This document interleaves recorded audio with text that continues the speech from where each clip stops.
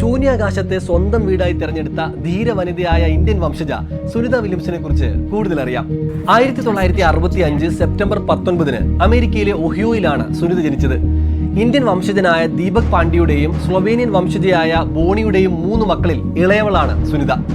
കുട്ടിക്കാലത്ത് നീന്തൽ താരമാവണമെന്നായിരുന്നു സുനിതയുടെ ആഗ്രഹം. സയൻസും എഞ്ചിനീയറിംഗുമായിരുന്നു ഇഷ്ടവിഷയങ്ങൾ. പക്ഷേ മേരിലാൻഡിലെ അന്നാപോളിസിലുള്ള US നാവിക അക്കാദമിയിൽ ഫിസിക്കൽ സയൻസ് ബിരുദത്തിനാണ് സുനിത പഠിക്കാൻ ചേർന്നത്. നാവിക അക്കാദമിയിലെ പഠനമാണ് സുനിതയ്ക്ക് ബഹിരാകാശ യാത്രികയാവാനുള്ള അവസരം തുറന്നുകൊടുത്തത്. പഠനശേഷം 1987 സുനിത US നേവിയിൽ ഔദ്യോഗിക ജീവിതം ആരംഭിച്ചു. പിന്നീട് നാവിക ഏവിയേഷൻ ട്രെയിനിംഗ് കമാൻഡിൽ പരിശീലനം. 1993 നാവിക പരീക്ഷണ പൈലറ്റും പിന്നീട് ടെസ്റ്റ് പൈലറ്റ് ഇൻസ്ട്രക്ടറായി മാറി 30-ലധികം വ്യത്യസ്ത വിമാനങ്ങൾ പറത്തി. കൽപ്പന ചൗളയ്ക്ക് ശേഷം ബഹിരാകാശ യാത്രയ്ക്ക് നാസ തെരഞ്ഞെടുക്കുന്ന രണ്ടാമത്തെ ഇന്ത്യൻ വംശജയാണ് സുനിത വില്യംസ്.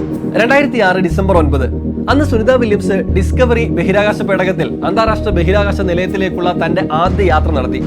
195 ദിവസം അവർ ബഹിരാകാശത്ത് ചെലവഴിച്ചു. 2007 ജനുവരി 31 ആദ്യമായി ബഹിരാകാശത്ത് നടന്നു. 2007 ഏപ്രിൽ 16 ബഹിരാകാശ നിലയത്തിനുള്ളിലെ ട്രെഡ്മില്ലിൽ 42.2 കിലോമീറ്റർ ഓടിക്കൊണ്ട് ബോസ്റ്റൺ മാരത്തോണിൽ പങ്കെടുക്കുകയും ചെയ്തു അവർ. അങ്ങനെ ബഹിരാകാശത്ത് ഭൂമി വലം വെച്ചുകൊണ്ട് മാരത്തോൺ മത്സരത്തിൽ പങ്കെടുത്ത ആദ്യത്തെ വ്യക്തിയായി. 2012 ജൂലൈ 15 സുനിത വീണ്ടും ബഹിരാകാശ നിലയത്തിലെത്തി. 2 യാത്രകളിലായി 50 മണിക്കൂർ 40 മിനിറ്റ് സമയമാണ് സുനിത ബഹിരാകാശത്ത് നടന്നത്.